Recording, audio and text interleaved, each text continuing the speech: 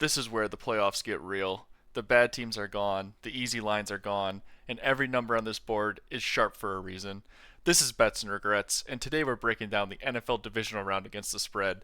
Elite teams, heavy favorites, and just enough confidence to get ourselves in trouble. These are the games that everyone watches and bets everyone remembers. If you're riding with any of these picks, hit follow on Spotify and save this episode so you've got them before kickoff. All right, let's get into the divisional round. I'm Brogan. I'm Sean. And I'm Nick. And we've got some shots to take, boys. Nick, you have the most shots for everybody. You also sound like ass already. I appreciate you having the cojones and making the effort to call in while you're traveling. It would be very easy after a 1-5 lock week to just pass, but I want to say I really do appreciate your dedication. Yeah, once again, I'm sorry. You're going to hear a lot of wind and me sound like absolute dog shit. I'm in Hawaii traveling right now and apparently getting drunk in Hawaii too with my 5 shots. Unfortunately, I do not have the capability of pulling up my shit in front of me. So if you guys could give me the recap, one of you guys give me the recap on the shots I missed, Yep. and I will give you my thoughts. Well, I can do that for you as the pseudo host of this thing. Let's go with the first one. Davante Adams, anytime touchdown. I thought that was a lock. The Rams did. It was a shootout against the Panthers, and somehow the Rams almost lost. Good for Bryce Young and the Panthers, keeping it close, keeping a competitive game. I think this week, Davante Adams going against the Bears. He already mentioned once a Packer, always a Packer. I think that is a little look ahead to this week's lock. But yeah, unfortunately, I wasn't able to get that one. So Yep. Next one, Jacksonville spread, which is 1.5. Against Yeah, that was unfortunate. That was a great game, really great game. It came down to a 50-50. That was essentially just a pick 'em. I thought Jacksonville, with how hot they were at the end of the season, they were going to be able to pull it off. But Josh Allen did Josh Allen things. He put on the cape and rode the Bills to a W. So great job, Josh Allen. And it happens. It happens. Right. Okay. The next one, Rams. Not Rams. That is totally my fault. Chargers, New England total over 46.5 of what you had. That ended up going under. There was only 19 points scored in that game. Yeah, after I did that, I was like, wait, why did I do, when I was thinking about my bets later on in the week, I thought I had the under. I don't know why I chose the over in that moment. That was very silly of me. I should have bet the under because for some reason the Chargers don't like putting up points. And the Chargers have they have a solid defense. I shouldn't say very solid, but they have a solid defense, which slowed down the Pats just enough. I don't know what the fuck I was thinking that one. I really thought I had the under later on in the week. I was quite excited to think I had the under, but I was just fucking flat out wrong. So, yeah. Yeah, and then the final one, which was a lock as well as the parlay of the week. Mind you, the only thing in the parlay of the week that did not hit. Christian Watson, over 50 receiving yards. He ended up with 3 receptions for 36.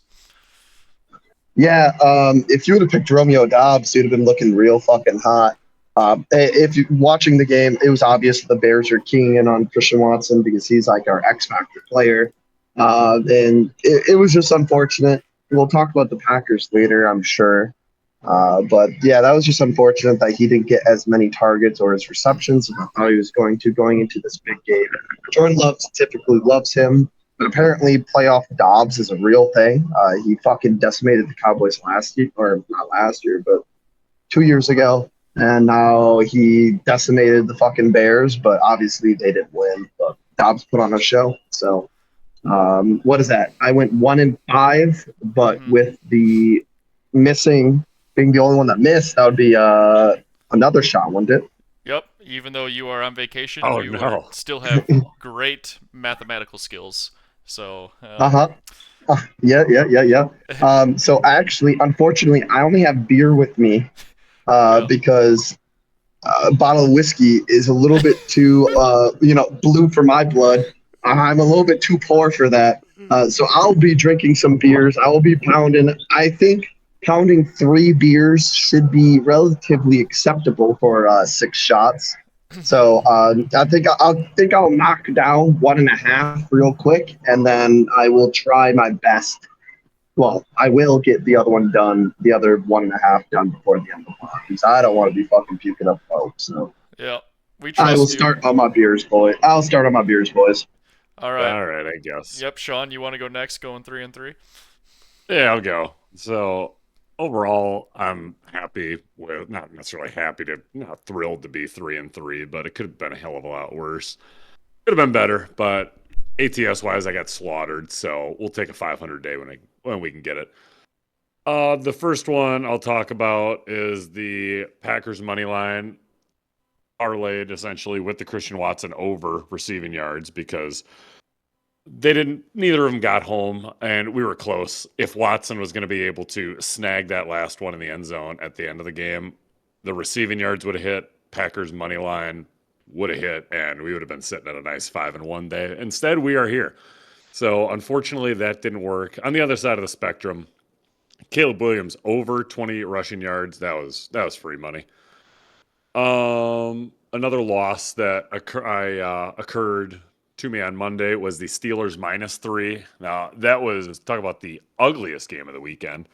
Steelers are up 3-0 initially, and then eventually the Texans come back. They score a touchdown. Steelers somehow muster up a field goal, and then the Texans get a field goal and another touchdown. So it's like 17-6. It's still extremely doable. And then one thing turns into another, a couple turnovers returned for touchdowns, and then that game gets out of hand super fast with it being, I think, 36-6 to end the game. So, or 30-6. It was terrible to watch. So at one point I thought it was going to get home, but it did not. So the Steelers should have been, I guess, +3. I might have been doing a little bit of drinking when I put this one in.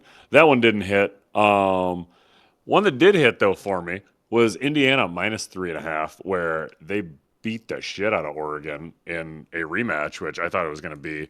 I thought they were going to win. I didn't realize that they were just going to assert the dominance that they did right away with the pick six, and then they just never really looked back. I mean, you could have comfortably altered this thing up to 20, 25.5, and it still would have got home for you. So congrats to those. And then the last one was the Pats in -3.5 going against the Chargers at home in Gillette for the first playoff game in, like, what'd they say, like 6 years or something like that, 5 years. So that was pretty cool to see.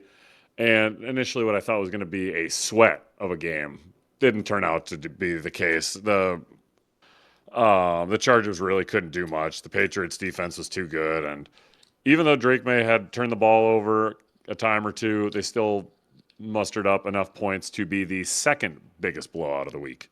So I got 3 shots. I got the original, the captain himself, Captain Morgan, spiced rum. So 3 for me. All right. Well, then for me, I went 4-2 last week. Maybe not surprising at all. Both my losses were in college ball. I took both dogs last week. I took Ole Miss +3.5. That didn't hit. Almost did though. That was a good ball game. It was close. One that was very disappointing though was Oregon +3.5. Indiana just destroyed Oregon. Pick six. Oregon threw a pick six on the first play of the game, and that just set the tone for how the rest of the game was going to go. I knew Indiana was a good ball club. The reason I picked Oregon was just purely off the fact that I thought Dan Lanning would have the Ducks ready to go. The Ducks were not ready to go. They already migrated south. I think the whole team might be in Cancun at this point. So long story short, both my college locks missed last week. What did I hit though? Josh Allen anytime touchdown. That might be free money in the playoffs. If the Bills are going to win a game, Josh Allen scoring a touchdown, especially in the playoffs. Also had Buffalo Bills money line. Like Nick said, that Jags Bills game was a very fun game to watch, and the Bills ended up on top. Houston spread. Houston -3. Yeah, as Sean pointed out, that game ended like 31-6, or 30-6. That was, I mean, it was 7-6 going into the fourth quarter, I think, and then a strip sack fumble, interception return. Stuff happens quick, and all of a sudden it's a blowout. So Houston covered easily, and then in the parlay of the week, I had Bears money line. This one hurt, obviously. Didn't A lot of expect different reasons. didn't expect the Bears money line to end up how it did, or end up cashing how it did. But nonetheless, it did hit. So yeah, I have two shots, and because of that, I found a bottle of Christian Brothers brandy that is on its last leg, and I can get probably another extra shot out of it. So I'm gonna take two, and I might just finish the bottle for the fun of it. Captain, my captain. Yeah. On a side note, fuck Dan Lannon. Dude sucks. He's a dork. Fuck Oregon. That's about all I got on that one. Well, part of my reasoning was I thought Texas Tech was a really good team, and Texas Tech pissed down their leg against Oregon in the Orange Bowl. So when I saw Oregon Oh my God. do that to Texas Tech, I thought Dan Lanning was going to be different, but he wasn't. Same old Dan Lanning. Can't win the big Oh my games. God. You all right, Fucking Sean? awful. You all right? Captain really didn't want me to finish that one. Ugh, I will not throw up on this laptop. The captain did not like you boarding his ship, Sean. The captain did not like you boarding his ship. Oh my God. Fuck. Proceed with caution. Well, Seas, they're a little restless tonight. well, we've covered a few of the games. Let's take a trip down memory lane of what was, albeit a pretty good wild card weekend in my opinion. First three games were absolute bangers. Right. So on Saturday we had two. The first one to start wild card weekend was Rams Panthers. This game ended up being 34-31. It seemed like maybe the Rams were going to kind of run away with it. They got out to a 14-0 lead, I think. But then the Panthers kind of crawled back, and then, man, just a great second half. It was a fun game to watch, fun game to start off the postseason. And, yeah, I mean, Hashtag keep pounding, baby. yeah, Panther Cam Newton was there pounding on the big drum before the game. Sean, I'm sure you love that. I didn't even actually see him because I was traveling home to watch the Packer game in my hometown and go to the best Packer bar in the land. Shout out Jim's Bar. But we can talk about that later. He did point out, he's like, your boy Cam Newton was on, because I do love me some circa 2010 to 2016 Ace Boogie, a.k.a. Cam Newton. And yeah, I asked if he was dressed like a cartoon character, to which he responded, yes, he was. The man wears, you could call it, it's a style. I don't know if it's style, but it's a style. Yeah, it matches his like text when he like tweets and stuff. I don't know if he tweets anymore, but I remember back in the day he always used to have like really weird characters to tweet. It must have taken him like. If you go ahead. If you go on his Instagram, dude, that's all you'll see, and it's disgusting to even try and decipher it. Like, I feel like I need a whole fucking code. Right. I feel like the Allies in World War II trying to decipher that shit. It's horrible. He just sent that shit to an intern and just say, make it this way, make it difficult. Make it fucking stupid. It's got to take an hour to create one of those posts, doesn't it? I mean, yeah, I mean the unreal. Panthers interns, they're earning their money. All right. Well, I'm gonna skip over the Saturday night game because I feel like that's gonna be the one that has the most commentary. We'll come back to it. Don't worry. Yeah. Sunday, to start it off, the Beals headed down to Jacksonville. Like we already talked about, this game was back and forth. It was tight throughout. The difference came in the first quarter when the Bills got a field goal. Otherwise, looking at the box score here, every single quarter, the team's tied after that. So, I mean, this game was a great playoff game. And ultimately, Josh Allen had the 11-yard tush push getting carried by his offensive lineman. That was crazy. Yeah. Yeah. I was traveling home for that one, and I was so ready to just buy some baby oil as a prop this week if the Jags won. Unfortunately, did not happen. But, yeah, the game was absolutely a pleasure to watch. It was wonderful. Mm-hmm. But Yeah. Yeah, it was so wild. Like saying that they were tied after every single quarter after the first half is wild, considering that the refs essentially gave the Jags a free field goal to kick at the end of the first half, and Cam Little fucking shanked it. And Cam Little owns the NFL record for what, a 7. 66? 66-yarder. I mean, he was good from 70 in some stadiums. Yeah, so that's just wild that believe it or not, you know, games do come down to their kickers. Believe it or not, Packers fans. Games can come down to kickers. No, we're not scarred by that at all. We'll be just fine. Yeah, I mean, obviously, I don't know if a ton of people saw the Jags going 13-4 coming into the season. Obviously, with Liam Cohen coming over from the Buccaneers, what a great first season for Liam Cohen. But it's gotta burn that you have a home playoff game and after a 13-4 season and you get knocked out right away. Yeah. But Like I I said, mean, it was a tough draw with the Bills. yep. Probably the best it, wild card team. it was really sweet. There was this one reporter that the local reporter Yeah, down just in saying, Duval. keep your Yeah, head yeah. high. You had a Yeah, great keep season. Yeah, very exactly. wholesome. Very wholesome moment. Very, very wholesome for like a franchise that hasn't historically had a lot of success, essentially since fucking Blake Bortles back in what 2015. Like it was really nice to see like their fan base coming around and not being toxic to them going losing in the very first round of the playoffs. It was really nice to see the community coming together and be like, no, dude, like even though you lost, you did great, and we're hoping that you continue this greatness until next year. So that was really wholesome to see. Yeah. Well, it's not the end of an era. It's the start of one for the Jags, ideally. Mm-hmm. Yeah, well, it's a tough sport, right? Because it's a grind of 18 weeks, and then one loss after those 18 weeks ends everything. So I think just it's kind of crazy how fast everything comes to an end. Did you guys see Parker Washington, Sean? You said you were traveling, so maybe you didn't. But Parker Washington, the Jags wide receiver, get like concussed and like be dazed and like fall down. But then they like let him back in the game, and then Parker I did Washington hear. balled out. I heard it on the radio because I was listening to some like AM Westwood one, whatever, and they were like, "Yeah, no, it looks like he's just messing around with his shoe or something." But I Yeah, think that he's like, "No, I think they took him off the field. I think something's wrong." So just A1 commentary and play by play there. So that's awesome.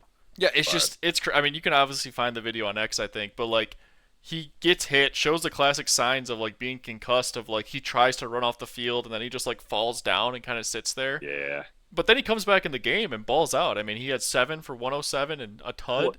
I mean, he's emerged as essentially their true number one. I mean, him and BTJ could, depending on how you look at BTJ after the season, could be a true like 1A, 1B type of situation going for the Jags. Right. So Well, and didn't they just give a bunch of money to Jacoby Myers too? yeah, they traded for Jacoby Myers. I didn't know I thought they how much is re-signed left him on his though. contract. So awesome. Yeah, no, I mean and they got Travis Hunter coming Yeah. back for some gadget shit on offense. Like if Trevor Lawrence plays the entire year, I know it's a lot to ask, but if he plays the entire year, how he like finished the year with throwing multi 3, 4, 5 touchdown games, I mean the Jags could be a scary team next year. Yeah, the Jags did give Jacoby Myers a 3-year extension worth 60 mil. So plenty of weapons. Pretty young team there. And I'm sure there'll be plenty of jagging off and baby oil next year too. Um, Right. moving on to the afternoon game on Sunday, we had the 49ers traveling to Philadelphia, the defending champs. And Philadelphia can't even win the wild card game at home. Is Sirianni on the hot seat? No, but they're I don't know if you guys saw the video of this already just scum of the earth Philly fan. He couldn't be more than 12 or 13 years old. And he was just saying, he was getting interviewed by a reporter. And I had to watch it a couple times to see if it was AI because I was like, no way a kid's saying this. And he's just essentially saying, he's like, yeah, this is my birthday gift, a pretty cruddy birthday gift if you ask me. I mean, we're coming in here with expectations, and we dropped this game to the Niners, and it was just ridiculous. And then he said the OC, what the fuck did he say? Kevin Petula. He's like, yeah, Kevin Petula should be flipping burgers at McDonald's at the end or next week. One one side he's cooking the burger and the other it's just raw. Yeah, well, this was a weird game because like obviously it was pretty tight, and then in the third quarter it kind of seemed like Philly was taking over. The Niners were kind of out of gas, and then Niners score a touchdown, and then Jawan Jennings yeah, touchdown pass. Juwan Jennings throwing a touch. See, that's a play that I get works at the high school level, but how does that work at the NFL level? Like when you have a safety or a corner, I'm not sure who it was, but you can see the guy running past you. You don't think to like maybe run with him. Well, Um, so it's easy to like do that with a receiver, kind of like one of those gadget players, like I was saying earlier. Like if you get a Christian McCaffrey, because I mean it'd be a lot more likely if it was like a use check coming at you and to try and block for the run like 10, 15 yards down the field and then just do some crafty shit and get by you. But yeah, Christian McCaffrey, I mean, you should automatically be backpedaling. right. If he pancakes you, he Well, pancakes you. and if But you've done any scout, like Jawan Jennings was recruited to Tennessee as a quarterback. yeah, He they came did out this of shit in the Super Bowl. right. So like, okay, you see Jawan Jennings running to the right side, like that should be like alarm bells going off in your head that he could throw that thing because they're not going to run that play to the left because then Jawan Jennings has to throw like Yeah. against his body. So like I don't know how that's not just That being said, hell of a ball placement. right. I mean, yeah, It was a great throw. you could tell he's a former quarterback because that thing was tight and right where it needed to be. But yeah, anyways, Niners go into Philly It's and get a big win. funny. Jawan Jennings in a presser afterwards said that he thought that he overthrew that ball too, but it was a fucking beautiful ball. Mm-hmm. Yeah, so Philly's out. Batula's out, or however they say the offensive coordinator name. So Jalen Hurts is on his like eighth straight Yeah. offensive coordinator or something. Every year he's had a new offensive coordinator. Yeah, I mean, I know people like to hate on Jalen Hurts. I'm kind of one of them. But man, this guy hasn't had the same offensive coordinator back-to-back years going back to like high school. So Yeah. tough. That's kind of disgusting. Right, it's It's tough for anybody to be successful in a yeah. situation like that. So the fact that he's won a Super Bowl in that situation, as well as national titles in college, like I don't know. Well, just showing his intelligence to adapt to a new offense every Right. single year is astounding. Yeah. And it's I don't know. Philly fans obviously are probably screaming right now too, but like it's so crazy that you have an offense with Saquon Barkley and AJ Brown and like Jalen Hurts, Devontae, like you have so many playmakers, yet you can't do anything on offense. Um, I don't know. It's just crazy, I guess, that you have so many good guys that could do stuff with the ball, and you can't even put up 20 points in a home playoff game. So, all right, moving on to Sunday night. The Chargers and the Patriots. I already butchered this one earlier when I was trying to do Knicks locks when all I had was LA versus NE and I picked the Rams and that was wrong. Long story short, though, the Chargers also didn't do a whole lot. The Patriots ended up winning that one 16-3. Never really in doubt though. For the Chargers, just couldn't do anything on offense. It was kind of a tough watch. Justin Herbert was getting destroyed. I didn't know if he was going to make it Oh out my of the game God. alive.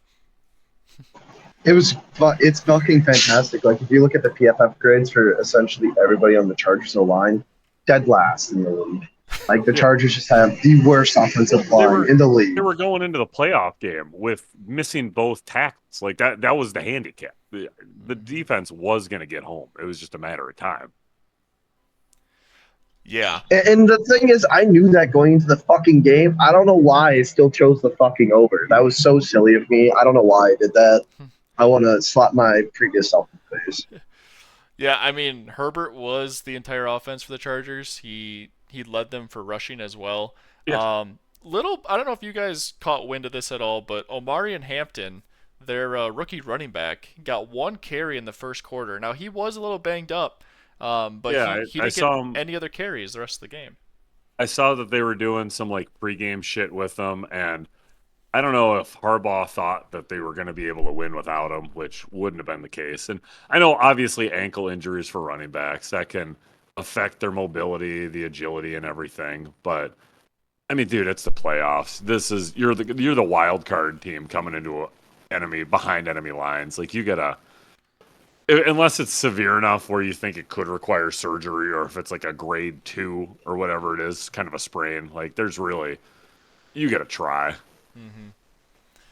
Yeah, I mean it was Herbert got speared on one of the plays right in the chest. I thought he might have just been dead. Shout out Herbert for making it through that one.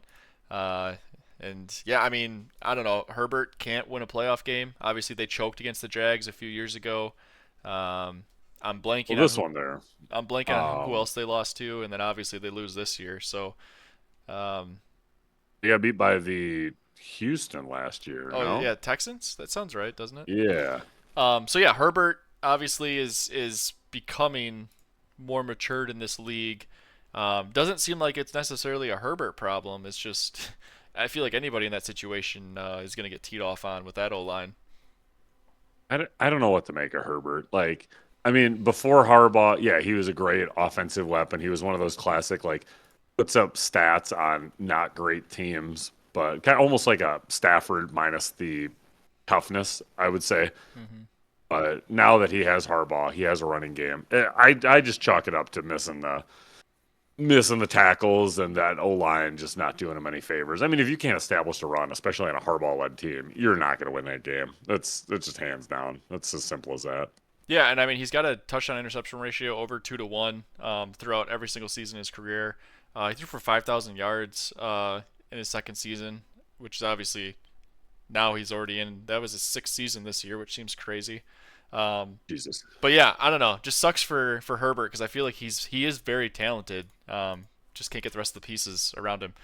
All right, moving on to the Monday night game. The Texans going into Pittsburgh. Um, Man, this was a game that was also kind of sad. It was a tight That one, sucks. and then all of a sudden it just wasn't. um, I might have been more sad watching this one than the Packers just because it might be Rodgers' last ride. Like, yeah, I got a little misty eyed when he was going into the locker room and he was like hugging MVS, very very similar to Cobb and him a couple years ago with the Packers when they got beat and knocked out of the playoffs by the Lions. Like, I mean, he did express interest in being a free agent for just another time in his life where he's going to be able to have teams court him, and I think he's going to enjoy that experience. But I don't know. It could be it. I could see both sides of the coin. yeah. I mean, I think Tomlin leaving obviously is a big deal. I obviously do not know Rodgers at all, but I assume that Tomlin being the head coach was a big reason why Oh, for Rodgers sure. would want to go play for the Steelers. So, I'm um, more upset about the fucking if Tomlin leaves. We have no more Steelers yeah, plus 8.5 wins the year to bet on. Like, right. what the hell is this? Well, good thing if you listen to this podcast, we all picked this as a long pick in our very first episode ever of the pod. Of everybody on this, Sean, Nick, and I all picked Steelers over 8.5. So if you were an early listener to this pod, you got one last free cash on that one. If you Um, still made it, congrats to listening. but yeah, this game was 7-6 at halftime. Not only at halftime, at the start of the fourth quarter, this game was 7-6. The Steelers defense had a few strip fumbles, or Jesus, strip sacks. Uh, Turned the ball over from CJ Stroud. It seemed like a classic Steelers game where the defense just keeps them in it enough. And then finally the offense figures out how to do something and the Steelers end up winning. But the dam just burst in the fourth quarter. Rodgers gets strip sacked himself, and then big defensive lineman returns it 40 yards for a touchdown. Yeah. And then final, it wasn't the final drive, but second to last drive of the game, Rodgers throws a pick six on his Last pass last of his right possibly career. on the last throw. Be a tough way for a You guy like know, him to go out for a guy who never throws pick sixes. But go ahead, Nick. didn't he have two pick sixes that game? Like he threw one, bounced, they returned it long, and then I might be fucking up here because I was I don't only able think to watch so. bits and pieces. No, so there was a fumble Uh, recovery for a touchdown, and then Yeah. the No, pick that six. defensive okay, line, their edge rushers were breathing down. Like Will Anderson dude, and it's the old Viking were constantly Danielle getting Hunter. pressure. Danielle Hunter. Like, Yeah, that's it that's was the crazy. nastiest tandem in the league Mm-hmm. currently. Because Yeah, Parsons and Gary are out of the playoffs. But Gary's dog shit. But yeah, I all completely right, Lucas agree. Van Like Ness and Parsons. it's really tough for like an old guy like Rodgers to move around in the pocket when already the Steelers already have like they have an okay line. Like I'm pretty sure they were missing some pieces going into that game too on the offensive line. Then like tasking Aaron Rodgers to have to dodge all that shit that just I sucked. And I I saw was several I times was that like DK Metcalf got over the top on the defense and Rodgers wanted to throw it to him, but he just didn't have the fucking time to be able to take the top off the defense. And that so was the it was really sad. that was the angriest I might have ever seen Rodgers. He was pissed coming to the sideline every time. The amount of times I saw him Fox or not Fox, ESPN just kept panning to him after he got a sack. You think the dude's gonna be or he got sacked? Do you think the dude's gonna be happy? Just turns. He said, "What the fuck are we doing?" The amount of times I saw him say "mouth fuck," even to his offensive coordinator, the old Falcons head Arthur coach, Smith. dude with a mustache. Yeah, Arthur Smith. He's dog shit. I mean, he's fine. I don't think that he's Arthur doing Smith is necessarily any dog favors. shit. But I think he's a horrible fucking OC. it's a I think he Pittsburgh needs to go to offense. So college. you're not gonna wow. You're not gonna wow in Pittsburgh offensively unless you got the killer bees. But that was a decade ago. I date myself. But no, I mean I just felt bad. Like he was able to get zero pressure. The amount of times he would like break the pocket, try to extend a play, and I would just say, "Run, Raj, run, go, go." But he can't. He can't do it no more. He's too old. It sucks. He couldn't even get a goddamn yard. No. I don't think he had any rushing yards. Yeah, and there There was was one point on like 3rd and 8, 3rd and 9. I was like, he might be able to get like 5, but no, the guys are too quick now for him. Yeah, they showed a few replays in the broadcast where it's like you could see the C's kind of parting in the offensive line, and like it seemed like he wanted Rodgers to go 10 so years ago bad. would have shot through there and On got a heartbeat. right, but just can't do it at 42. He also got one of his sacks was like nobody on the Texans even actually like touched him necessarily. It was just the whole pocket caved in on him. And he ended up tripping over one of his own linemen. So like, Yeah, the one time that he was gonna run and I thought he was gonna Yeah. go, he got tripped up by his own dude. So it was a sad one to watch. Ideally he goes to whoever has the best offensive line in the league as a free agent and a quarterback situation. yeah. But So if yeah, not, hope he's not been a done. pleasure. But definitely could have been the last time we ever see Aaron Rodgers out on the football field. All right, well let's circle back then to the Saturday night game, the one that the three of us were by far most interested in, being Packer fans. The one where the Packers had a 98% chance to win, and ended up losing 31 to 27. Before you guys go off here, the Packers were up 21-3 at halftime, 21-6 going into the fourth quarter. The Packers scored a touchdown to go up 27-16 with like 6:30 left, and then the wheels fell off. McManus missed a few kicks. He missed one right before halftime, and then he missed one in the fourth quarter, along with an extra point in the fourth quarter. So Packers lost 7 points from their kicker, assuming he makes all those. That would have been 7 more points. And yeah, I guess a crushing end to the Packers season. It was almost like Groundhog's Day with how the Packers lost to the Bears a few weeks ago, losing like this again. And a team that was 9-3-1 ends up losing 5 in a row to end the season. So tough way for the season to end. And I mean, for any team, I guess tough way for it to end. Really tough when it's against your divisional rival, and extra tough when you have crying Caleb Williams grating cheese on your ass after the game's over. Still looking zesty, might I add. But Brother, he is such a clip farmer. When that clip's going to come back to bite him in the ass. Fortunately for the Packers, he's still going to be the Bears quarterback going in next year, so we're going to have a lot of opportunities to win the division because crying Caleb Williams is genuinely, and I don't mean this in any other way, in every single facet. He is a very, very mid quarterback. He has the capability of making all these wow plays, but he only plays in the fourth quarter. For the other 3 quarters, he's genuinely one of the worst quarterbacks in the league if you remove the fourth quarter. I don't see him being able to keep up that type of production year in, year out.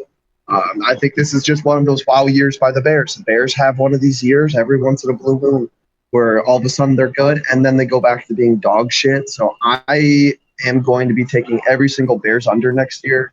I don't see them being good next year. I genuinely believe crying Caleb Williams is probably about like the rank 18 to 20 quarterback in the league. I'm balls deep in Bears Twitter. I'm seeing Bears fans calling him a top 5 or a top 3 quarterback in the league right now, along with Michael Jordan comparisons, which is just a little bit crazy to see them. Great. So like, he's going to develop a gambling addiction and get his dad killed. We got that to yeah. look forward to. Yeah. I forgot that's how you fucking Jordan. Yeah. And then he's going to have to be quote unquote suspended. Yeah, so like it's just wild to see like once again, Bears fans are so ready to fucking crown the next king of Chicago, and they're doing that with crying Caleb Williams. But with every single, unless if crying Caleb Williams has a huge leap in production next year, if he goes into next year similar like how he did this year, the Bears aren't going to be able to do all these comebacks all of the time. You know, they're not able to do 7 fourth quarter comebacks and win. If those games stay the way they do, and if the win percentages stay, the Packers had a 99% chance to win. I'm sure all those other teams at least had an 80% chance to win. Now, sure, the Bears might be able to pull out 1 or 2, but holy fuck, dude. Now, all of a sudden, instead of winning 6 or 7 games with comebacks, now they're only winning 1, and their record looks a lot different with that. So I really don't see the Bears being able to keep up this type of production with the way crying Caleb Williams is playing football right now. Yeah, he does make wild throws once in a while, but that once in a while wild throw really doesn't make up for him being dog shit 99% of the time. So, yeah, I mean, it wasn't. I mean, you could blame Brandon McManus. The missed one before half. I'm not really chalking him up to. I'm not necessarily blaming him 100% because that was a 56-yarder. That was a tough kick. It was like a 56, 54-yard field goal. 50 plus yard kick with the wins in Chicago. Okay, I'll give you a pass. That one barely missed. But then to miss as badly as you did at the 44 and the PAT, which is like, what, a 36-yard field goal? I'm not saying I could do that, but I've never claimed to be a kicker. That ain't great. But ultimately, Brandon McManus didn't lose this game solely on him. Defensively, we had him. Again, we had him dead to rights. But unfortunately, our linebackers, because yet again, I'm not blaming injuries, and this guy was a starter all year. Quay Walker is a liability in coverage. He is a hell of a run stopper, but he should not be on the field in pass coverage. And if we can't have a number 1 draft pick on the field in pass coverage, I don't think he's going to be there that long, and I don't think that we're going to re-sign him. I wanted Mike Green, that linebacker from Marshall, in the draft. Sure, he's more of an edge rusher, but coverage-wise, I think he'd be fine. I also wanted whoever the Chiefs linebacker was that had the scoop and score touchdown in the Super Bowl a couple of years ago. The point is, I kind of got a nose for linebackers and should have drafted a couple of these guys because they fell to the 2nd or 3rd fucking round. But we decided to waste it on high-end talent like Lucas Van Ness and other Kevin King and other quality number 1s. Yeah, I'm not happy about how the Packers season turned out. I really wish that it would have had a different outcome. One good thing is, though, Rich Bisaccia, even if we decide to stay with Matt LaFleur as the head coach, Rich Bisaccia, regardless, ain't going to be working here no more, which that ship should have sailed 1, maybe 2 years ago as the highest paid special teams coach in the NFL, and arguably could have been making more than some offensive and defensive coordinators. So I'm glad to see him moving on. we cannot have Keyshawn Nixon as our number one corner. And I mean, hey, congrats to the Bears, congrats to Caleb Williams, that cheese grating zesty ass motherfucker beat us. That's all we can say. And oh, that I mean, unfortunately for him, he did not. He had what, a 50% completion percentage? What did he go, like 40, 42, or 21 for 42 or whatever? So right at 50%. That sounds about So right. he's not he's not good in terms of making completions. He'll chuck it all over the field, which is why he almost got to 4,000 yards. But at the end of the day, he finished the regular season with 58.1 completion percentage, which is just a little bit below that 70% completion percentage that Ben Johnson set for him at the beginning of the year for a goal. Now, he did decrease in accuracy, but increased his yards from 24 to 25. I see a massive regression coming. I think that he's not going to go down as, unfortunately, a bust, but I am happy that he is going to be just good enough to be the Bears quarterback going forward. He's fun to watch. I don't know how long he's going to stay because it's a tough league. He's lucky he didn't land in New York with the New York media. He's got the Chicago Bears already, or Chicago media crowning him the Michael Jordan of football. So we'll see. Sean, That's a lot of pressure to live up to. We didn't even talk about this off pod, but I'm so glad that you have the same opinions as me about being happy that crying Caleb Williams will continue to be the Bears quarterback from here forward. Like I'm glad that you and I are saying the same thing, and we're like, he's good enough to be there. And yes, he was good enough to win against the Packers. But if it was any other team, if the Packers didn't fucking implode, we shit down their throat that game, right? Any team with a competent spine. Well, so and here's the problem. The amount of all right. Matt LaFleur needs to fucking leave the Packers, and this is not some. He should, but he ain't going nowhere. This is not some unhinged because we lost this game. Listen, this happened 3 weeks before this, I believe, where I got screenshots. We were in Chicago, we had the lead, and then you pissed down your leg and gave it to the Bears. Okay, that's fine. That happens. Learn from it. You're in the same situation 3 weeks later, and you do the exact same thing. The thing that I lost my marbles on was the Bears scored a touchdown to go up to be behind 27-24 with like 4 minutes left, right? So then the Packers have a chance to run out the clock because there's only 4 minutes left, or go put more points up. So what happens? Jordan Love threw a deep pass to Romeo Doubs, and he unfortunately went out of bounds, but it was a 34-yard pass. So now the Packers were in Chicago territory. Then Love throws another 12-yard pass to get another first down to Matthew Golden, who balled out. But then after that, so now it's 1st and 10 at the Chicago 21. We try to run up the middle with Josh Jacobs. Doesn't work. So timeout Chicago. They use their second timeout. So it's 2nd and 10 at the 21. Jordan Love throws it to the end zone to Luke Musgrave. Incomplete. So clock stops. Then we have to use a timeout after that. And then we come out of our timeout and we get a delay of game out of a fucking timeout. How does that happen? I've experienced that at middle school football level, but at the NFL, that is inexcusable. So then now it's 3rd and 15. You're at the 26. Love throws a deep pass to Romeo Doubs. Incomplete. So now it's a 44-yard field goal versus 39. Obviously, McManus, any NFL kicker, I mean, it is windy in Chicago, but in the playoffs, you expect your NFL kicker to make a 44-yard field goal. However, that thing should have been, at worst, a 39-yard field goal. So, like, the incompetence to, 1, not keep wasting Chicago's timeouts, and 2, to get a delay a game coming out of your own timeout. I mean, it's just like, these things are systematic problems. And, like, a good football team does not have this happen to them twice in 3 weeks, especially against their divisional rival.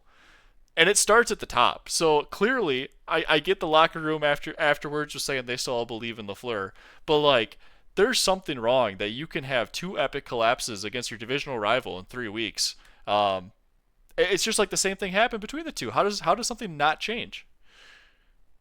This isn't even like an like this isn't even like an off cuff thing for LaFleur. Like he crumbles under pressure, like all the time. Like every time he gets under a lot of pressure in these games, I swear he does the dumbest fucking play calling that you can imagine. He plays down to the opponent's fucking skill level, lets them linger around in games, kind of like yo-yos, like, oh, whoa, are we gonna win? Are we gonna lose? Are we gonna win? Are we gonna lose? Even though we're much better than them. And then when you're getting under pressure, LaFleur literally just shits down his leg, and he's like, I don't know what to fucking call. I'm gonna give it to my 3-year-old kid, and he's gonna call the plays. Like it's. I like I wouldn't LaFleur. even. I Yeah, think I like I, LaFleur, I like LaFleur. but I think he's a fine coach, especially regular season. But again, if you get him to critical moments, and I've always been critical of this part for him, not even highlighting the in-game or not in-game stuff, but like the management of it.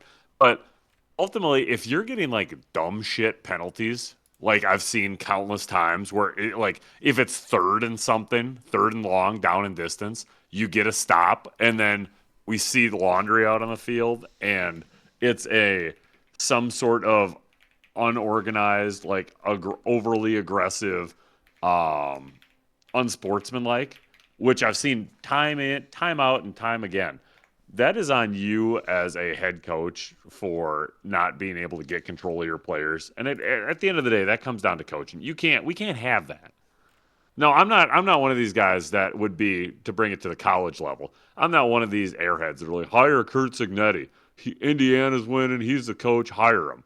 But I do think that there are some takeaways there where you're in the semifinals of a national championship, to go to the national championship for the first time possibly ever, or at least to contend for one legitimately, and you are beating the fuck out of them. You still have your starting quarterback in. You are putting up points. You're hanging dong on their forehead. You need the amount of times that I aggressively at the bar was stomping my foot saying step on their goddamn neck until this team is dead. Like, you need to have that mentality as a coach. You need to go in every time saying, I'm going to hang 70. If they get to 71, guess what? I'm scoring 72. You're not going to outscore me. And if there's any game ever for LaFleur to do this, it is in the wild card against your biggest divisional rival 3 weeks after you just collapsed against them. And that's what They drives gave me you insane. Is every opportunity. right. Ben Johnson and went did we for have it on his like 39. and did we have It's three straight? inexcusable to not win this game. Did we have three straight 3-and-outs after the half? Like if we just We could have, had all 3-and-outs in the third quarter. I don't think we converted a first down. yeah, it was disgusting to watch. And like it wasn't Jordan Love played fantastic. Like watching him play, he played fantastic that game. Nobody can say otherwise. The stats back up, even the eye test backs up everything. He Jordan was Love one played touchdown fantastic. away from playing the best Packer playoff game of all time. Like he was Over a 100-year fantastic. franchise. Yeah, he was fucking, and it's not like we had bums at quarterback like the Bears do. We've had fucking multiple Hall of Famers at quarterback, 14-time world champion. 13, I believe. and yeah, and so it's just disgusting to see the play calling come down to all of a sudden Matt LaFleur just shitting down his leg again. And I bitched about this earlier on in the year, and I kind of rescinded like, oh yeah, no, you know what? I kind of overreacted. Maybe don't fire LaFleur. Now I'm back on the thing of we need to trade Matt LaFleur. Actually, I think we need to Now, trade Matt LaFleur and get some draft picks. Fuck that guy. Get him out of here. so this begs the question.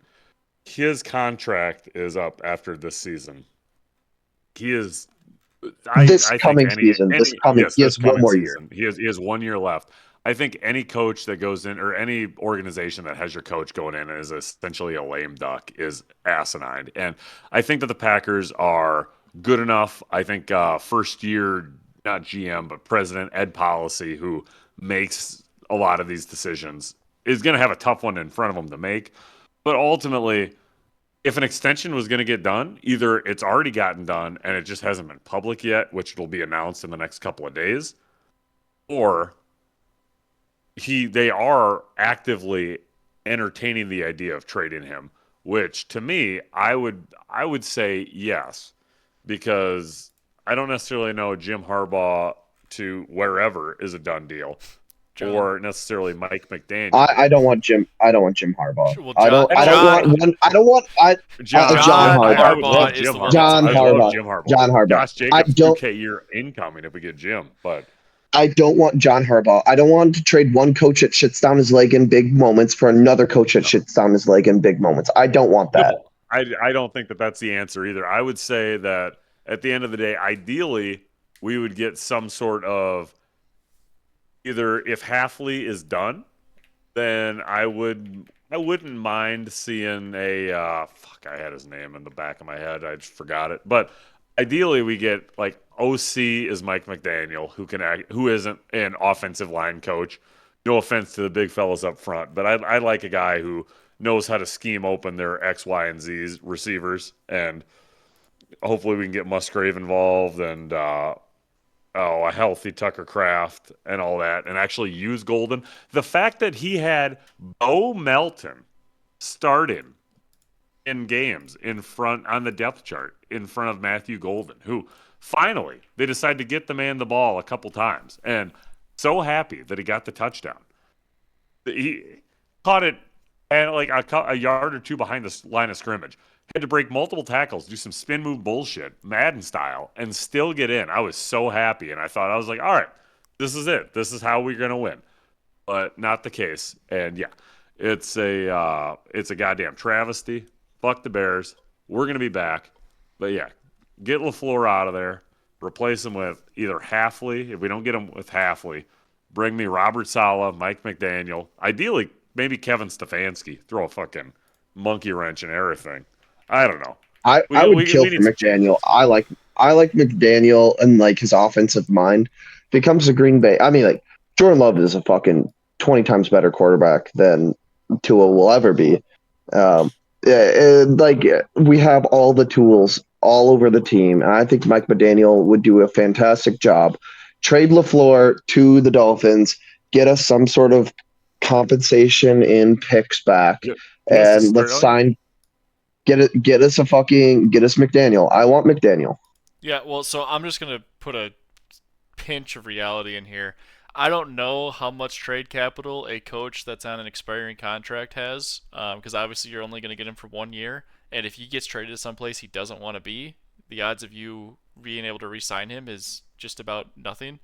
Something So, tells me Miami is a little bit more sexy than Green Bay. well, I guess all I'm saying is like I think there might be some inflated value on the idea of trading LaFleur. I know I don't Sean. think I'm not saying get. I'm not saying get like a. I'm not saying get a first round pick, but like get like a fucking I don't fourth round, fifth round pick. I don't know what the fuck coaches I would don't go want for a nowadays. first round pick for the next decade. We do so much better with picks 2 through 5 than a lot of other organizations. So we don't need that shit. All right, Too much well, pressure on the guys. I'm sure maybe once the NFL season ends in February or March, we'll come out with an additional episode of a Packers State of the Union Cool. or something where we can maybe look into our crystal balls and all have a thought process on what we want to see happen in the offseason. And maybe at that point, we'll probably have some clarity on if LaFleur is re signed with an extension, if he is traded, or if he's just straight out let go, which probably isn't going to happen, but you never know these days. At the end of the day, Rich Bisaccia is not going to be the special teams coach, so Right. look for an improvement. And Hell, I could do it and probably do a better job. we've been throwing McDaniel's name out a lot. I don't know if we said that he got fired officially. Obviously, besides saying that we wanted Mike McDaniel's to be the OC. I thought that was kind of interesting because the Dolphins earlier in the year said that McDaniel's was going to be back in 2026. Yeah. And then, I mean, the Dolphins kind of went on the run a little bit at the end of the season. I mean, obviously they weren't going to do anything, but like they totally kind of they played decent football. They won some games. So I didn't think it was like a disaster or anything. And then all of a sudden the ownership's like, yeah, never mind, Mike, get out of here. I thought it was kind of weird, I guess, just how that all went down. Yeah, I don't know who they would necessarily, because sometimes certain players can have a stranglehold on an organization, but I don't necessarily know. Like Mike McDaniel's not charismatic enough. And if you're an owner that believes in Tua that much, where you're willing to, if it's either Tua or Mike McDaniels, you got to go Mike all the way on that one. Mm-hmm. Or if I don't know if Tyreek Hill's behind the scenes doing shit where he wants the ball more, so he's going to get rid of the offensive mind that gives you the ball more. I don't know what to make of that. Yeah, I'd say just blame the owner. right. Well, and then we also talked about Mike Tomlin stepping down. So it's been thrown around a lot, but it is pretty interesting that out of all the AFC North coaches going into this season, guess who's the one left standing? Zach Taylor in Cincinnati. Um, just I guess kind of wild. I mean, Stefanski, Shit, I forgot about Stefanski. right? Yeah, Stefanski, that is good nuts. coach. He's gone from the Browns. Tomlin steps down, and Harbaugh gets let go by the Ravens. So who's the king in the AFC North right now, coaching wise? Zach Taylor. That's nuts. I mean, you Um, got Joe Burrow. You're fine. Disgusting. right. I mean, and Bengals had a tough year, obviously, with Burrow getting hurt early. But like, it's just crazy, I guess, that if you had to pick one coach who would, if you knew three coaches were gonna be fired in the AFC North this season, going into this year, how many people would pick Zach Taylor as the one He'd be AFC about North coach being left? as low as my number two coach that I would say that would get fired. Like, Um, yeah, I mean, yeah. he has no business. Um, But Injury whatever. wise, there were a few injuries in the wild card round. Bears lose T.J. Edwards, their starting linebacker. He kind of had like a freak, like broken leg thing happen to him. And then the big one, George Kittle going out with a torn Achilles. Obviously sucks for a playmaker like George Kittle. He's in his 30s, I believe, too. So I don't know. We've seen Rodgers come back, but Achilles is always one of those things of like, what's the guy going to be like when he comes back from that? And happening in the playoffs, is Kittle even going to be back next year? Yeah, that might be. You're looking, especially. It's usually the year after the year, but he's Hmm. so old, so Right. it's Well, tough to say. It have could you be year guys to year. But seen the?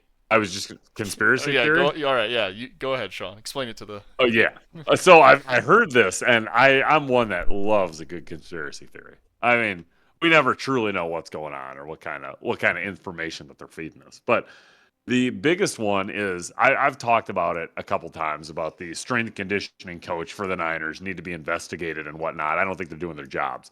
But the main 49ers injury conspiracy theory, uh, like they're kind of saying that low frequency radiation from an electrical substation next to the team's practice facility, and I've seen the map. It is right there, is causing the player's injury, where it's like breaking down their tissue, which is fucking nuts. And again, it's been again, quote unquote, debunked by scientists and medical doctors as baseless. But where there's smoke, there's fire. You never quite know. Get rid of the facility and see if players are miraculously more healthy. But I've also Doctors seen get also a little bit said more back in the day that smoking get a is little healthy for you. get a little bit more conspiracy theory. And again, you need to sacrifice a player to Christian McCaffrey, the 49ers best player, so that he may be healthy. So a piece for a piece. But I don't know. Yeah, just sucks for a guy like Kittle, who's I don't know. I feel like he's a fan favorite. Find kind of hard to find somebody that doesn't like Fuck that Kittle. dude. He I said think. fuck the Packers. All right. Well, I don't like him. there's one Fuck him.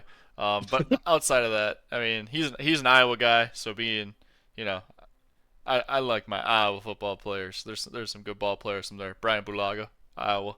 Um, so anyways, yeah, Love sucks Blaga. sucks for the Niners. I mean, they just cannot ever stay healthy. So I mean, some call it a conspiracy theory, but Niners are always dealing with injuries. So maybe where there's smoke, there's fire.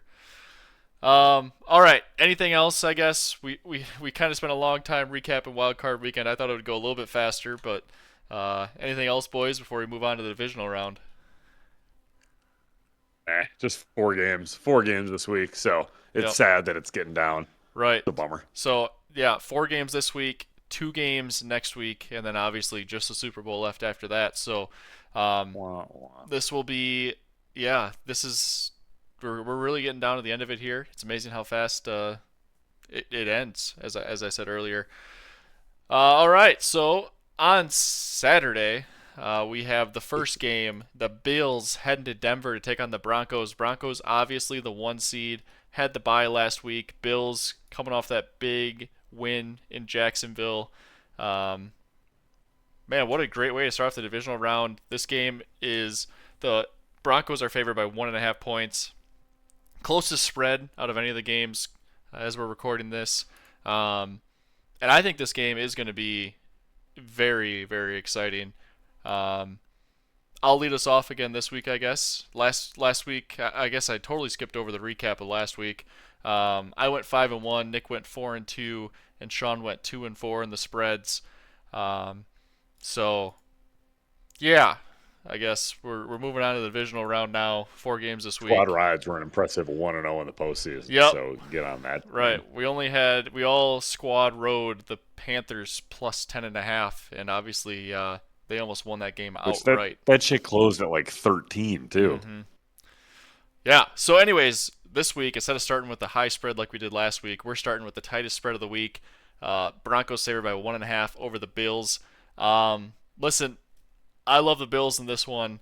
I feel like it's kind of one of those things where Denver could come out a little bit slow, like it seems like a lot of teams do that come or have that bye. Um, I don't know. It's just Josh Allen in the playoffs. I'm not going to bet against him. The Broncos are the 1 seed in the AFC, but they never really looked dominating this year by any means. Um, so I'm going to keep riding Josh Allen until the wheels fall off. Give me the Beals plus 1.5. Yeah, so like Brogan said, I went 4-2 last week.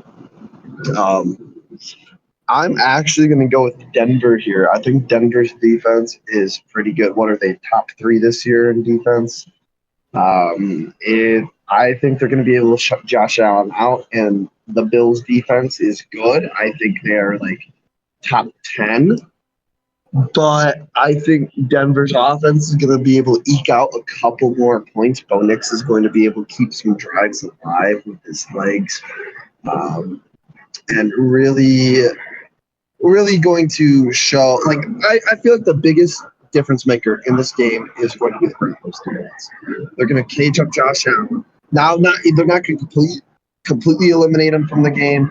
I think it's going to eliminate him enough or reduce him enough to allow Bo Nix to shine and allow Bo Nix to eke out a very close win. So give me the Broncos in this one. Yeah, and I'll round out the train. I went 2-4, unfortunately, last week. But again, started the season I think around 2-4, so we're looking to catch steam about the championship round. Anyway, I've been torn all week from with this pick, just being that the Bills beat my beloved Jags last week, and Jags did have opportunities to put the Bills away. Ultimately, they couldn't do that, and that's why we're talking about this matchup. It is a cross-country road trip, which I don't love, and the Broncos are very well rested, and we've seen the blueprint for how to take down the Bills, a la Houston earlier in the year, where they made Josh Allen uncomfortable. But even after that, even after he took a career high in sacks, they had an opportunity to win the game, and my notes are telling me to go with the Denver Broncos, but I didn't quite know who I was going to be picking until earlier in the show, and that's going to be Buffalo. I'm going to be riding Josh Allen, as the announcers pointed out multiple times throughout the playoffs or throughout the Jags-Bills game. He is the best quarterback in the playoffs, so they're really going to be riding him to get the job done. Give me the Bills. Mm-hmm. All right, moving on to Saturday night, we have a massive NFC West divisional matchup in the divisional round. The Niners, fresh off that win in Philadelphia, on the road again to Seattle to take on the Seahawks, who are the number 1 seed in the NFC. Both number 1 seeds get the bye, and they're both playing on Saturday. The Seahawks, though, are home 7-point favorites over the Niners. Now, remember, these teams did play on Saturday night in Week 18, the game that decided who got the 1 seed. That game was in San Francisco, and the Seahawks went into San Francisco and won 13-3.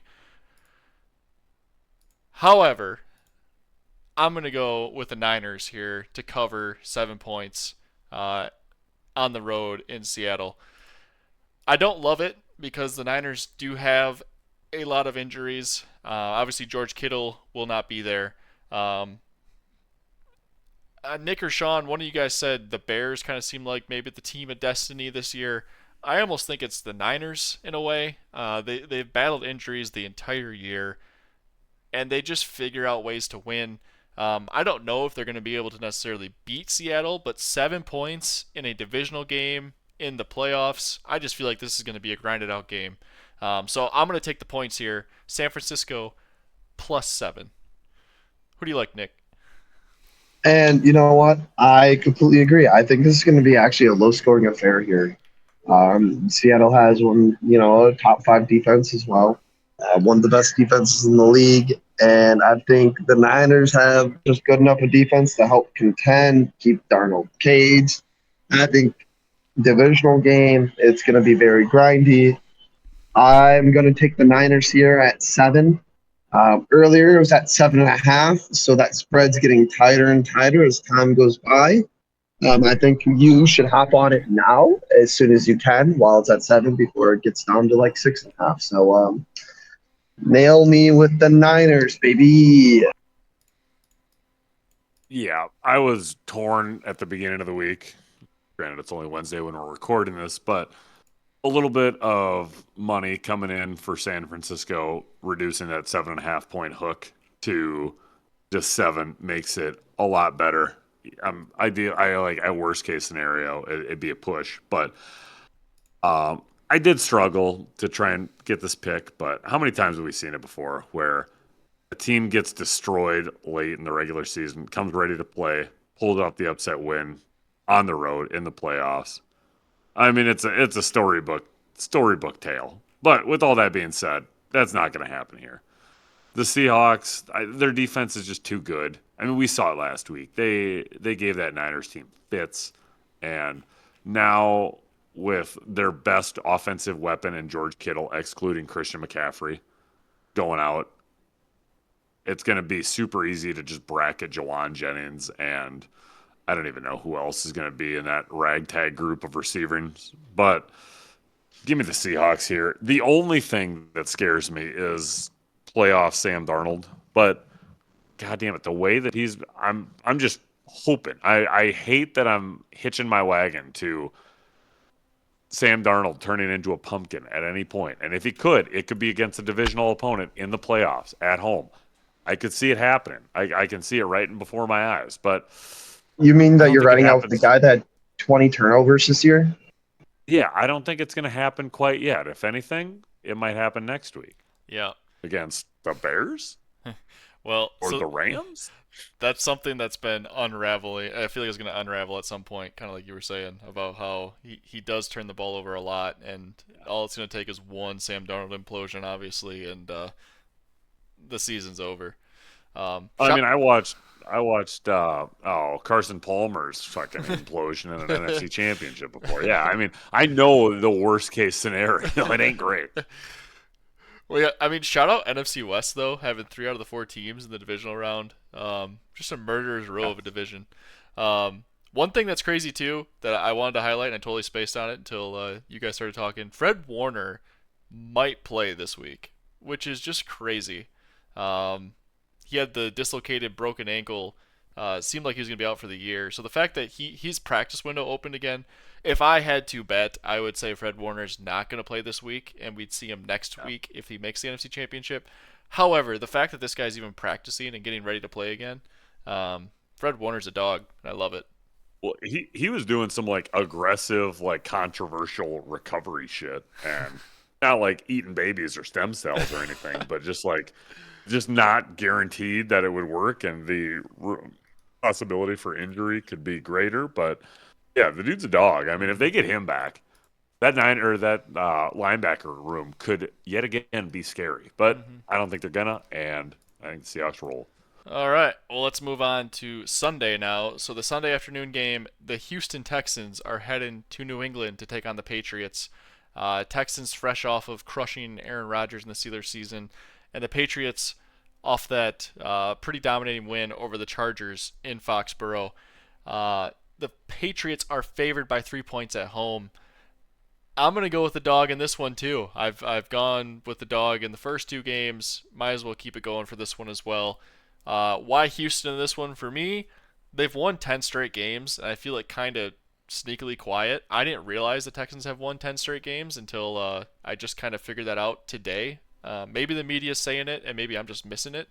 Um, but Texans are hot, and I know the Patriots are hot too. Obviously, going 14-3, but that Texans defense, man, they're legit. I guess I'm interested to see how Drake May performs against them.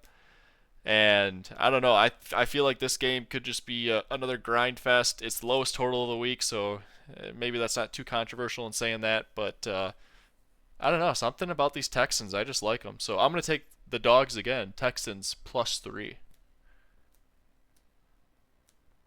It's funny. I'm also going to be riding Texans +3 here. I completely agree with everything Mr. Bear just said.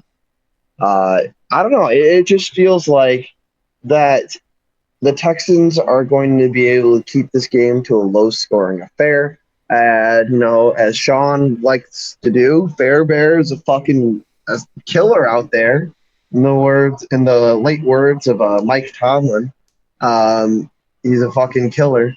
And I think it's going to come down to a game of kickers. It's going to be another one of those games where it's just like, if the Texans' offense is just good enough and their defense fucking balls out, Bear makes his kicks, then all of a sudden the Texans are within 3 points and beat the Patriots. The Patriots' defense, I've been saying this all year, a broken fucking record. Patriots' offense is really good, but their defense is very mid. The Texans' offense is very mid, and their defense is very good. Guess what wins you fucking championships, baby? Defense. All right. Hell yeah. So, yeah. So I'm going to be riding with the Texans this week. I like Drake May. I like where he's going with his career, but this is the week that he crumbles. So lock me in with the Texans. All right, Sean, are you getting aboard this Texans train and a squad ride?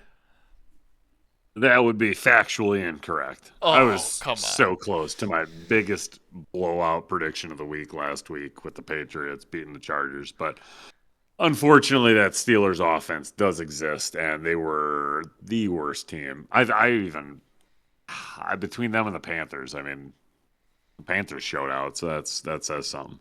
But yeah, I think that it's going to be around a field goal game, which that could come back to bite me in the ass, being the Patriots -3. I don't necessarily know, but the apostrophe gang in Kai Fairbairn could say something about that. I don't know. Either way, like I said, I think it's going to be a field goal game, but given the pedigree of each of these defenses, it's going to be a slugfest, man. I'm excited for whoever's going to be able to run the ball better, and I think whoever can establish the run and get it going early is going to be able to win. CJ Stroud did not impress me last week with, I don't know if you guys watched that. He had a full performance of an offensive showing in the first half, but him and the center were just not on the same page with multiple, it hit him in the chest. He wasn't ready for it, and they were extremely lucky to recover all three of those fumbles. If the Steelers get a hold of two of those, I mean, are they going to win 9-7? No. They would have lost 10-9 probably. But I don't necessarily know if they're getting a strip sack fumble in the red zone and recovering it. I don't know if that big boy's rumbling, stumbling, bumbling for 80 yards. Rodgers probably isn't chucking up a desperation throw if it's a close one. So that game could have went a little bit different if a couple balls bounced their way, but unfortunately it didn't, and that's how it goes. At the end of the day, give me the edge to the home team. That's the Pats. Drake May got the first playoff game jitters out of the way under his belt, and Vrabel's going to have the boys ready to go. I usually don't do this. I don't back the Patriots often, I don't think, but give me the Patriots here. Yeah, and one thing that just also popped in my head that I wanted to bring up before we got into this, I believe the public went 6-0 last week, which never happens, or it's I guess there will be a hard regression to the mean at some point. So Math potentially words. this could be the week that the public gets crushed. Now, I am not nose on the grindstone. I honestly do not know where the public money is as of right now. But just a heads up to those listening, because I know there's a ton of you. Um, might be a decent week to fade the public after the results last week. All right, moving into the final game of the divisional round. Sunday night, the Los Angeles Rams head to Chicago to take on the Bears. And the only road fave of the week, the Rams, 3.5 point road favorites. And 3.5 points is not enough. I love the Rams in this one. I think the Bears' luck is going to run out. Not even being a salty Packer fan. Listen, I think everybody can tell you the Bears should have lost last week. Now, did they? No, and that is a testament to their ability to never give up. They have like 7 or 8 comeback wins in the fourth quarter, so this team will fight to the very end. However, this Rams team is just powerful on offense. Um, I don't know if the Rams can score points. I don't know if the Bears can keep up with them. So I like the Rams minus 3.5. Alt that thing up to like 6.5 or 9.5 even. I can see the Rams blowing out the Bears on Sunday Night Football. Nick, That is actually fucking hilarious. I'm backing Brogan on this one. hell yeah, As you guys know, I'm a Bears hater. But being a Bears hater means I hate watch the Bears a lot, which means I know the Bears just as well as Bear fans knows the Bears because I fucking hate them. I think that a 6.5 spread for this game is more appropriate. So I don't see why anybody in their right mind won't bet on the Rams. The Rams' offense is top 5 in the league, and their defense is fucking top. I think it's like fucking 6 or 7. Like they have one of the best offenses, one of the best defenses in the league, all around a really great team. And McVay likes to put people away. All right, he likes to score points. He's not a fucking chicken shit like LaFleur is, and he is not afraid to step on some fucking throats. Um, and I saw a report. I don't know how true it is about like people not like LaFleur's friend group not liking Ben Johnson or whatever, which McVay would be part of that friend group. And if that report is genuinely true, McVay is going to go out there and treat fucking Ben Johnson like how Ben Johnson treats LaFleur. He's going to try and go out there and make Ben Johnson lose his job. Will he lose his job? No. But that's going to be the mentality that he has where he's like, I'm going to go out there, fucking shit down the throat of this team, make it so that he loses his job here. So I don't see how 3 points or whatever the fuck it is right now. I just forgot. I three and just a looked at half. it. Got 3.5. that's not high enough. Give me the Rams. All right, Sean. Since you hate squad rides, why are you taking the Bears this week? So I get a lot of cause for concern for this game. But I do think, like Nick said, there's a lot of merit in this where I think Matt LaFleur was on the phone with his boy, Sean McVay, possibly on the plane ride home from Chicago. I imagine the Green Bay is a classy organization. They wouldn't take a bus. But I imagine he was on the phone with them regardless, talking about the things that they can do. They're probably sharing film. I think that the Bears dumped the Gatorade. I know it's a very cliche take, especially because I am balls deep in Chicago Twitter, and they've been saying this all week. We're focused You're on a welcome. championship. Sure, you are, but are your players? You just beat a heated divisional rival, and at the end of the day, the Packers O line or D line, sorry, since they lost Micah Parsons, has been unanimously dog shit, as voted on by ding ding ding the rest of the league and the world. Anybody that has eyes and can understand what the game of football is. When Rashawn Gary, again, has been moving through quicksand, and he better be a fucking cap casualty, otherwise I'm going to be pissed, and not doing the goddamn thing. And when, not Rashawn Gary, Lucas Van Ness is the highlight of that defensive line. When he strip sacked Caleb Williams, I was drunk enough where I said, we don't need Micah Parsons this game. We got Lucas Van Ness. We're going to be just fine. The Rams have an infinitely better defensive line than Lucas Van Ness. Jared Verse is going to eat Caleb Williams' lunch. He's going to take his lunch money. He's going to put him in a locker. He's going to give him a squirrely. Whatever you do to nerds. Yeah, nerds. And it's not going to be good. I like taking the team that's used to the cold, but Stafford's not a stranger to the NFC North climate. He's used to playing in Soldier Field, Green Bay. He's probably old enough to have played. I guess Minnesota is a bunch of cowards, and they do have the Metrodome up there for a while. Regardless, he's played in Lambeau. He's played in Soldier Field. He's used to the tougher climates. Devontae Adams is no stranger to the cold. He's caught multiple touchdowns in December, in November, when the going gets tough. I think that the Rams are going to just stomp on the Bears this weekend. Sure, I'm being a little bit of a hater, but fuck the Bears. I hate Ben Johnson. I hate Caleb Williams. I hate their whole goddamn fan base. Fuck them. Fuck Ben Johnson mostly. But go Rams. Hell yeah. Love that. All right, so we do have one squad ride this week. The Rams, as Sean pointed out, we were 1-0 on squad rides last week on the Panthers. So look to make that 2-0 heading in to the championship weekend.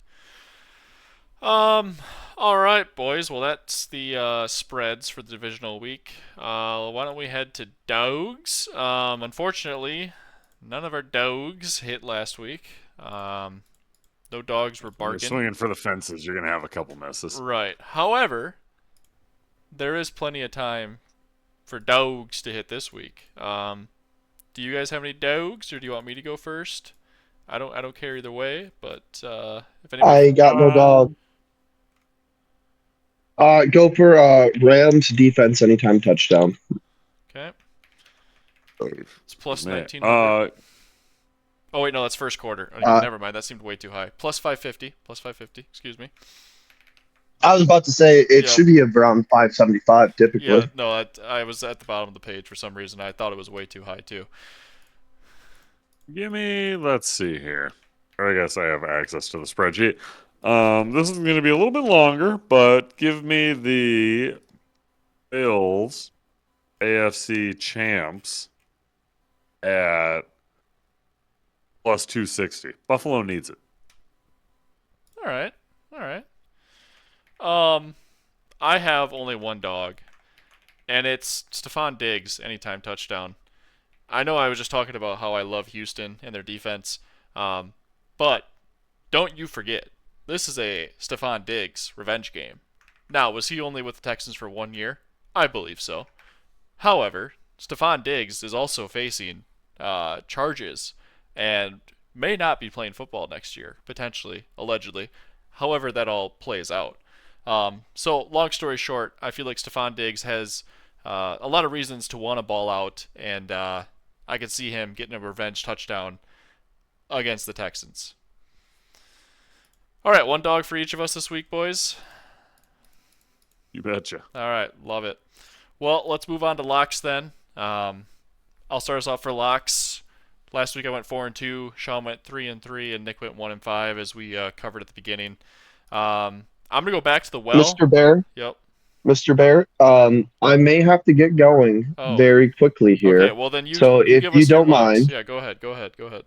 we're gonna rip them off real quick. Yep, give me a Devontae Adams anytime touchdown. Mm-hmm. Give me Rome Odunze over 35 yards. Okay.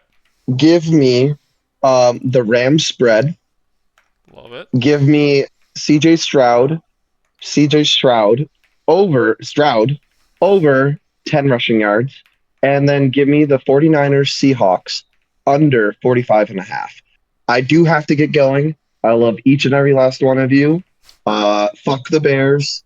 And what do you want for the parlay of the week? Parlay of the week. Rams. All right. Give me the Rams. Bye. See ya. All right. Well, it's just down to you and me, Sean. Let's close this thing out with a bang. Work over there. All right, so I'm gonna go back to the well, as I was saying, of college ball. We got the NCAA Division I football national championship on this upcoming Monday night, and it's Miami versus Indiana.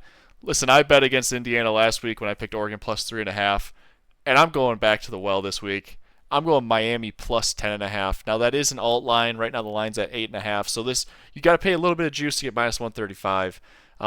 Signetti will step on people's throats, so that's why I am a little bit concerned, and that's why I want to boost this up to 10.5. However, this game is in Miami. Miami, the U has Michael Irvin giving belt to ass to teams on the sideline. So Miami to keep it within 10 points. Yeah, I'll take that. Next one I'm going to go with the Bills Broncos under 45.5.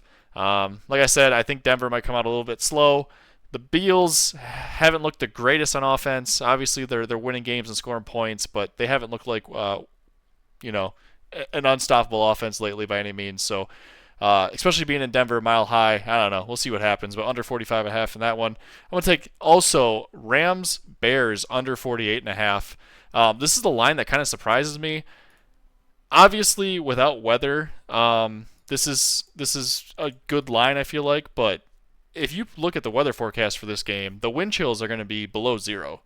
Um, I don't know. I just feel like this is going to be a grinded out game. I don't know if this total just seems very high for the weather conditions that could be present in Chicago Sunday night. Next one, Christian McCaffrey, anytime touchdown. I was surprised to see this thing only at minus 125. Had to rub my eyes a few times. I don't get how this is only at minus 125. I think he had two last week. George Kittle's out, so who are they going to throw it to? Juwan Jennings? I mean, no, they're throwing it to CMC or they're handing off to CMC. So CMC anytime TUD minus 125. That seems like free money there. And then my last lock is going to be Bills money line. Yeah, I'm going to ride Josh Allen and the Bills until the wheels fall off. And that continues this week in Denver. And then I guess since Nick gave out his parlay of the week, I'll give out mine too. Kyron Williams, 60 plus rushing yards. I think he's hit this in like the last 6 weeks. I guess I didn't look at what he did last week in Carolina. I was just looking at regular season stats, but like I said, I think this game is going to be. I mean, a parlay by 3 yards is what he did. Yeah, so not great. But this game's going to be cold. I don't know if they're going to be able to throw the ball a ton, given the wind chill and everything. Obviously, Stafford can handle that, but yeah, I guess he did go 57 last week. I don't know. I still like him to bounce back and get 60 plus this week. He was, I think, 6 for 6 going into the postseason. Just missed it last week. With it being cold, I like Kyron to get 60 plus rushing yards. All right, Sean, what do you got for locks this week? I completely agree. I think the Bears defense is fucking dog shit. So, first one we have a classic NFC West money line parlay because it wouldn't be the playoffs, so I wasn't giving you that. Rams to win against the Bears and the Seahawks to win against the San Francisco 49ers. Parlay those together, that's minus 140 or minus 104. Jesus. Close to even money, probably the closest bet you're going to get with me at even money here. Next one, I have Kyron Williams plus 14 rushing yards, rushing attempts. Whoopsies. Maybe spell that out right. Close enough. And yeah, I think that, like Brogan said, I think he's going to get home there. It's going to be a grinded out game. I was not aware of the wind chill, but watching between him and Blake Corum just split carries, it's frustrating. But realistically, that's 7.5. That's 2.5, 3 a quarter, 3.5 a quarter. So he's going to get. I think he's going to get his, especially some of these longer drives. He could realistically, it could be. I could see it being very similar to that Rams Seahawks game 4 or 5 weeks ago, where he gets that shit before halftime. So look for Kyron Williams plus 14 rushing attempts. Next one, Patriots minus 3. Now it's going to be correlated to my next one, but I think that the Patriots win this. I think that the Patriots are damn near the only team scoring a lot of points here, which is going to be my next one of Pats and Texans under 41.5. both teams, you got the solid defense. I could do the reverse correlation of two great defenses. A lot of points are going to be scored because it's just funny how this game works sometimes. But we're going Pats Texans under 41.5. Then the next one, we got a little happy MLK Day boost to you on championship, NCAA championship Monday. We got Indiana money line parlayed with Fernando Mendoza, 2+ passing touchdowns at -120. He's hit this 4 out of his last 5, and it's important because he's been playing stiffer competition in the Ducks of Oregon and the Alabama Crimson Tide. I think he gets there. And what gives me more hope, I was torn between this and passing yards. I do think it's going to be a close game. I think Indiana's going to win, but I think Mendoza is going to be passing the ball all over the place.